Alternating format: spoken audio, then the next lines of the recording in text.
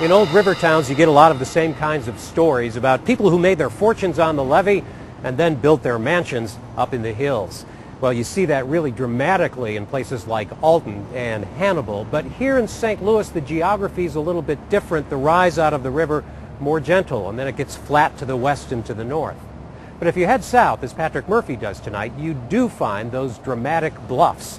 What you don't get for some reason is very many people enjoying the view.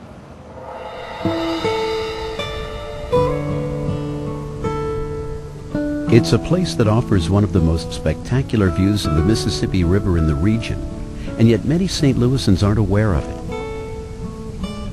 For several blocks along South Broadway in the Carondelet neighborhood, limestone bluffs rise from the riverbanks, offering to the north the view of the Arch, and to the south, the Jefferson Barracks Bridge. Across the water, the Illinois farmland still looks much the way it has since the days when the area was first settled.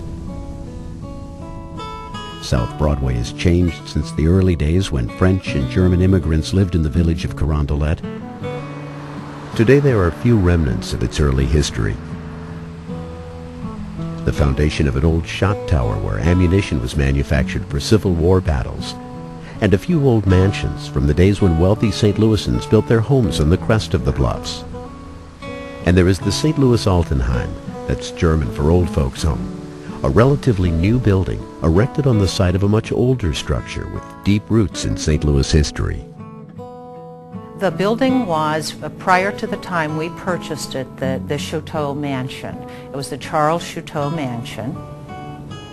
It originally had been built as a girls' finishing school.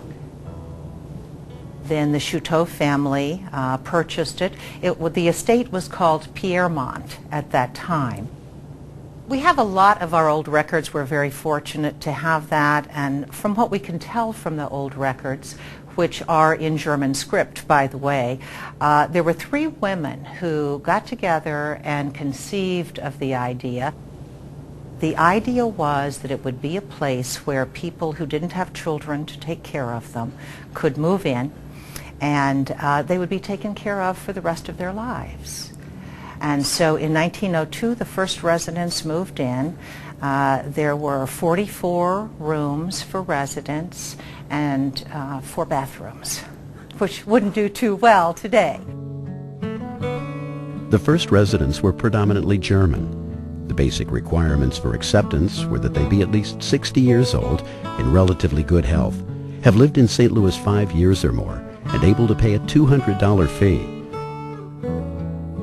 The neighborhood was changing in 1900 as the wealthy bluff dwellers left their mansions for places further west, so property values dropped, making it possible for the Altenheim to buy a mansion owned by a chateau. But fundraising was a constant challenge, and the home's archives include evidence of those early efforts. Early Altenheim meals included vegetables raised in its own garden on the bluffs. German pragmatism and frugality carried the Altenheim through the 20th century and into the 21st. In 1972, the old mansion was torn down and replaced on the same site by a modern facility.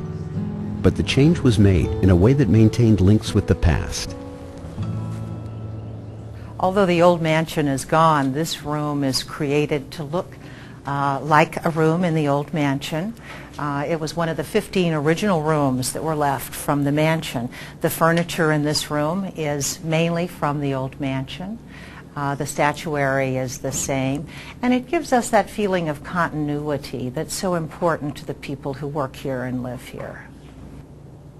One of my favorites is the piano. So some chateau actually sat there.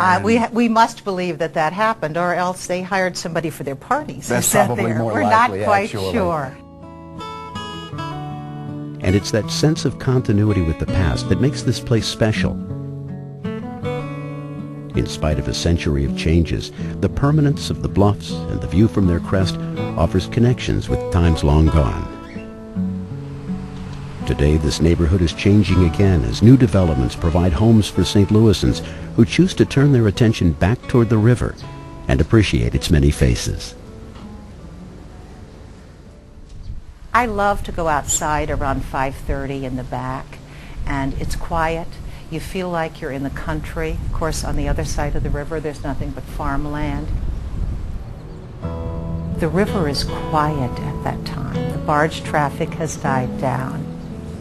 I've worked here for 19 years. I've looked at the river every day, and every day it's been interesting. Every day it changes.